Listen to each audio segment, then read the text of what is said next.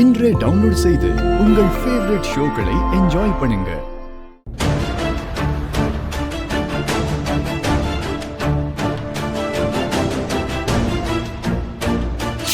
அவரோட ஜாதகத்துல கண்டங்கள் இருக்குமான்னு நான் தான் சந்தேகப்பட்டிருக்கேன்.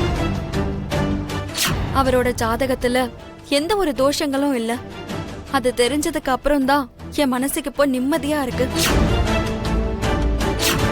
இப்ப அவரோட ஜாதகம் நல்லா இருக்குன்னு தெரிஞ்சதும் எனக்கு ரொம்ப நிம்மதியா இருக்கு.